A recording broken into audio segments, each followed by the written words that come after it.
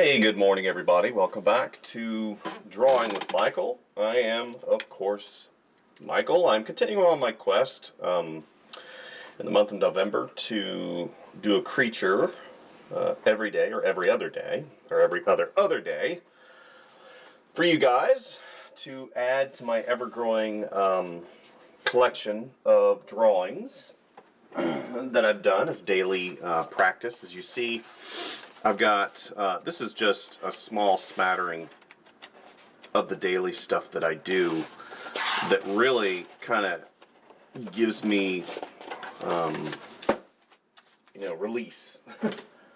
In my daily practice in my daily job of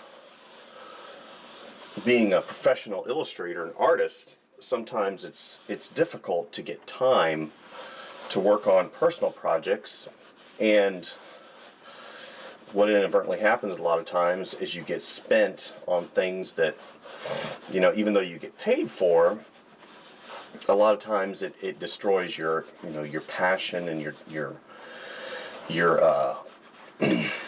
love for what you do. I can't tell you how many times I ask the question of, professional artist. I always ask, what are you doing in your professional life what are you doing in your private life to help you, kind of have that release and enjoy? What kind of personal projects are you working on? And more time than not, I would get the answer of, I don't really have the time to do personal projects.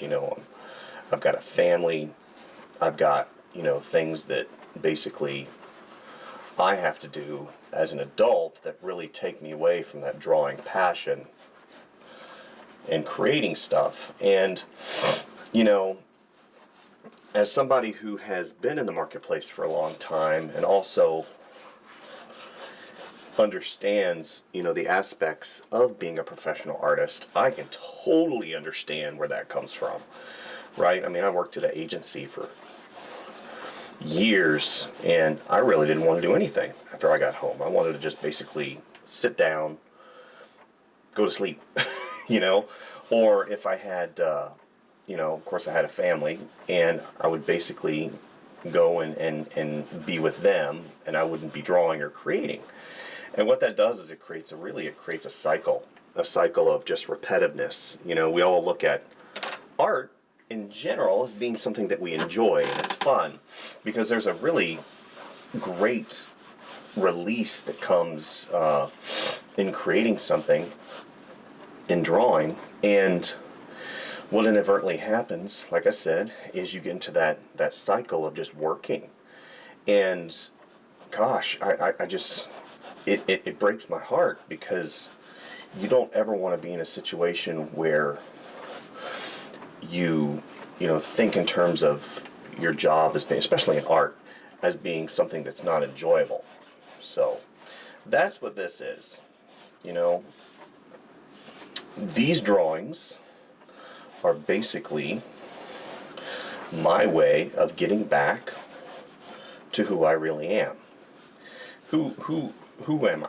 I say that in kind of a weird way, because we're always changing as artists and trying to be better, at what we do. But the reality is as an artist, I'm constantly changing. So being, somebody that draws a lot and feeling these forms and telling these stories, I think that it definitely helps me keep in touch with that, that 8 to 10-year-old kid that loved, cartoons, Saturday morning cartoons. And I think that a lot of times we look at that and we're like, well, I'm not a kid anymore. And you're not, but you can still have that enthusiasm and that feeling of discovery. And that's kind of what I'm after, is that feeling of discovery and that liveliness and just that overall love and passion for what I love to draw and I love to create. So that's what I'm doing this morning. Love to draw, love to create. Creatures. Why did I choose creatures? Well, I kind of explained it in an earlier video. I just love doing creatures just because there's a freedom there. there's definitely a freedom in creating, you know, creatures in general. And, you know, there are, I would say there are, you know, certain rules that we place on ourselves whenever it comes to things like this that I think sometimes we need to ignore. You know? What does that mean exactly? It means that, you know, creatures in general have a lot of freedom there, but also, you know, living on this planet, you know, we always think of gravity, we think of, you know, certain aspects of animals, fur and eyeballs and things like that, but there's a great creature designer, her name is Terrell Whitlatch, and she's done stuff for Star Wars and some of the other, you know, movies, and what she does is she looks at the anatomy. And you know, this book right here, Principles of Creature Design, you know, it says how to make believable believable, and having, you know, your creatures live in the real world. And she goes in and she actually creates skeletal structures for these creatures and musculature structures, and it's like what I said before, a lot of these things, you know, that we create as creatures should have some type of root in the natural world. So she goes in and she creates all these things, and whenever you look at them, they're very relatable. I mean, she goes, I mean, you know, her creatures are just wonderful. You know, just really cool combinations of different animals in our world. You know, and she'll reference different skeletons, and the knowledge that she has is just absolutely wonderful whenever it pertains to anatomy. You know, even fantastic and fantasy anatomy. I mean, it's wonderful. So, this is a really good book. I think I got this from Amazon. I've got two of these. The Principles of Creature Design, and then there's another one. I can't remember the name of it. But just look up Terrell Whitlatch, and you guys will start to understand why she is a great reference to have in your library. And I encourage you guys, if you don't already have a library, to start developing that, right? You know, we have the internet now, and you're like, well, why would I need to do that? Because it has to do with just ownership. You know, you download a JPEG, and it goes on your computer, and it doesn't, you don't have access to it, you know, without starting your computer and getting that disconnect and, you know, that interface and that whole thing. But a book you can just pick up. You can just pick up and really enjoy. So what I'm going to do is I'm going to go ahead and wrap up the sketch on time-lapse for you guys, because I don't want this video to be super long. I've had, you know, I don't want to say complaints, but I've had some people that have voiced some certain opinions in reference to the really long videos, and I understand the basis for that statement. And I'm going to try to strike a balance today between you know, between narration and real-time stuff. And I know a lot of you guys really like the real-time stuff, so I'm going to try and balance it for you guys today as I do this cat-like creature. I haven't decided quite what I'm going to do with this yet. If I'm going to have horns on it, if I'm going to have wings on it. But at any rate, you guys get to watch the process of my thoughts and how I'm going to really go about creating a really fun, cool creature for you guys. And hopefully it'll turn out. Fingers crossed. Hopefully it'll turn out in a way that you guys will enjoy and learn something from it. So enjoy the process.